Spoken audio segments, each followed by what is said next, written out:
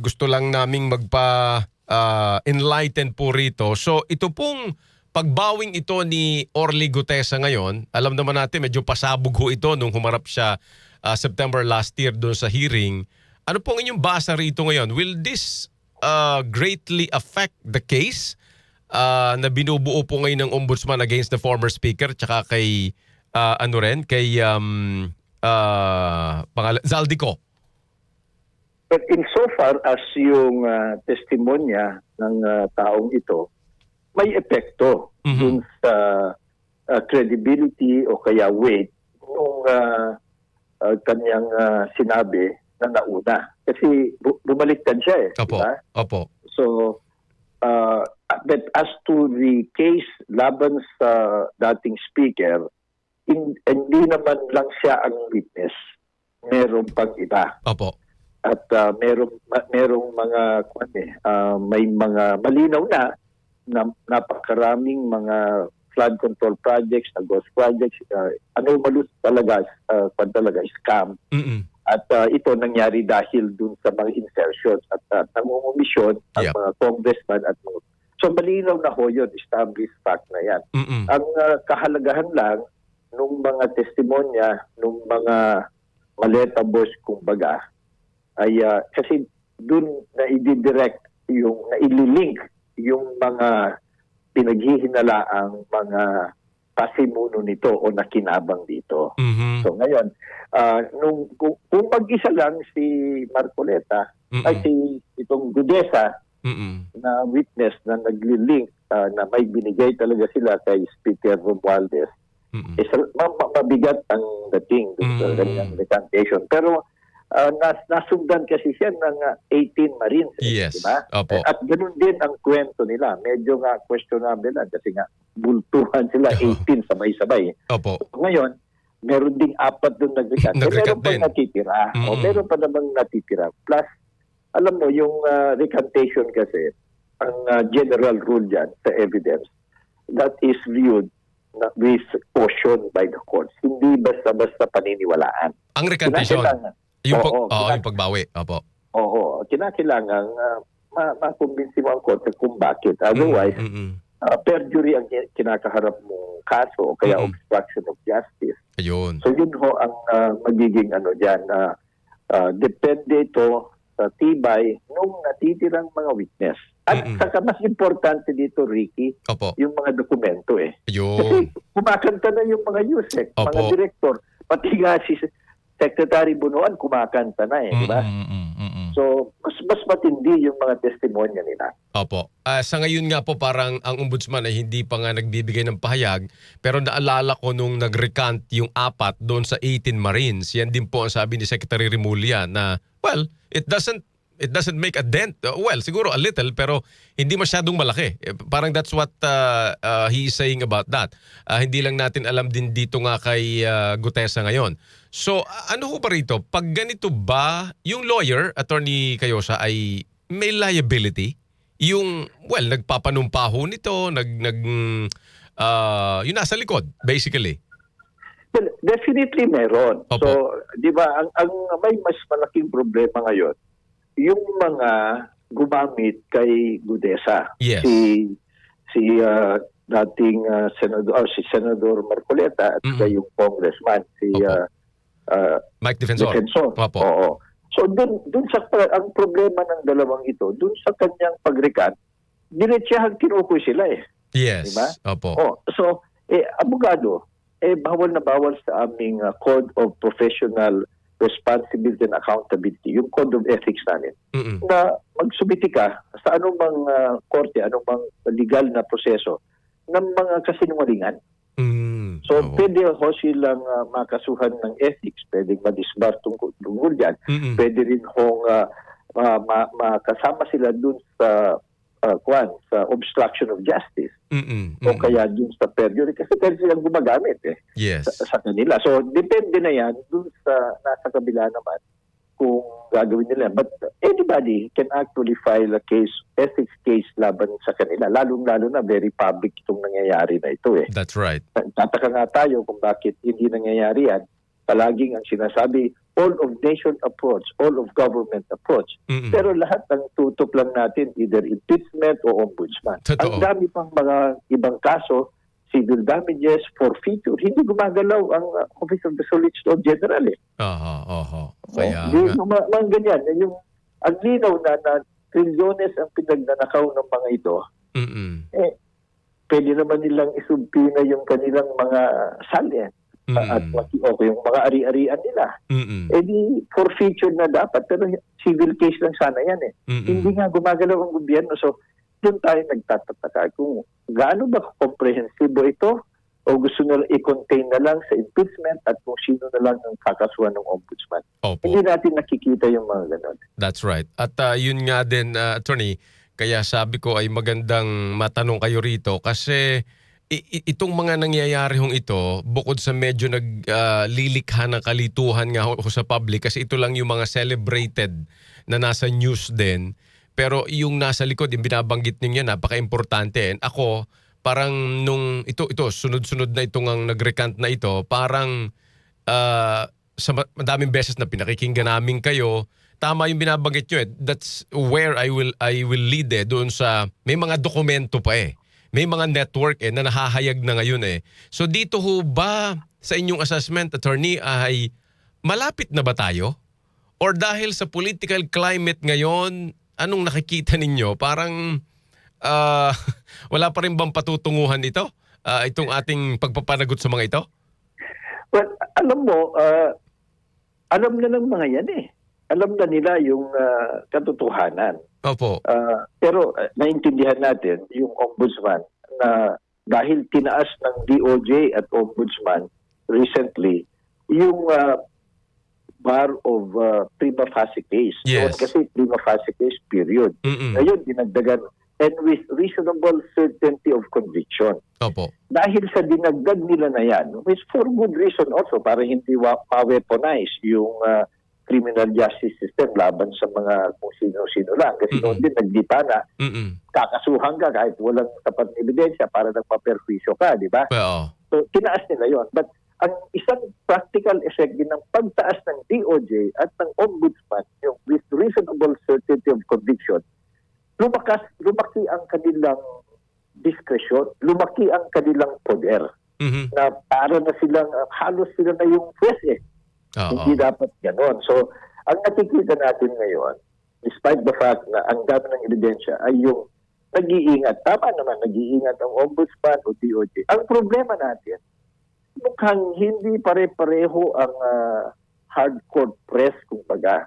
Mukhang ang nauuna, ang nakikita natin, pag hindi ka kakampi, Kalyado. Oo. ikaw ang nauuna. Right. Paano yung mga kakampi nila? Kasi halos ganun din ang ebidensya eh. Diba? So yun ang dapat i-dispel ng opisina ng ombudsman na hindi naman naintindihan natin na ayaw nilang mapahiya at ayaw nilang may makalusot pa. Diba? So ingat sila, inibuo nila. Oo. Pero meron namang iba na buong-buo na yan noon pa. Kasuhan nyo naman kahit hindi nyo kaaway. Yeah. Kumagay kahit hindi kaaway ng administrasyon. Para sa ganun, alam mo itong kampanya natin sa katiwalian, lalo ng korupsyon, nakatuon na lang doon sa impeachment. Kasi nga, korupsyon yan. Dapat talaga, paspasan natin yan yung ating panawagan. Huwag na i-dribble-dribble. At meron ng mga nakakulong. At talaga naman, ngayon lang nangyayari yan. Sunod-sunod, congressman, senador, mga iba pa. Pero, kasing halaga noon, yung bilisan nyo na yung mga final ninyo sa mga perceived na sinasabi na kaaway ng administrasyon. Ang next na mas important sa atin, sana all. Yes. Sana all. Kasi nga ang justisya, hindi lang yung paglilitis, pagtutugis, yung patas na pagtingin o patupad ng batas. So, yun ang medyo kulang. At kung hindi nila nagagawa yan, sana may explanation din sila. Right. Diba? Hindi pwedeng sabihin lang, ay, preliminary investigation pa lang, matagal nang nangyayari yan. So, dapat sabihin din sa tao kung bakit naantala. Opo. Ito, tingnan mo, inabutan na ng mga recantation. But the other aspect to rin na magandang ipaliwanag sa mamamayan, Opo. yung recantation, of course, hindi mo na siya magagamit kasi ibig sabihin, hindi na yan. Bumawi. Mm-mm. Pero, yung, edi, gamitin siya para i-prosecute yung mga nasa likod ng kasinungalingan. Diba? Yes. Hawak na yan. Otherwise, perjury siya. So, meron silang pressure sa kwan. Ako naman sa mga hihina ang kaso laban sa kanila o kaya makakalusot sa tingin nila dahil bumaliktad yung 4, bumaliktad yung 1.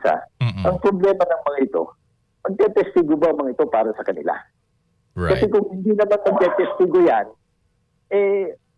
mahina ang dating ng recantation. Kung hindi naman sila tetestigo para dun sa kabila, yung mga pinaghihingalaan, Mm-mm. wala din masyadong Dating. wala din may tutulong dun sa mga pinaghihinalaan o mga akusado, Right. yung recantation. Right. Sa paliwanag nyo yung attorney, lagi ko naalala yung pagsasalarawan ni Professor Randy David ng law is prose and politics.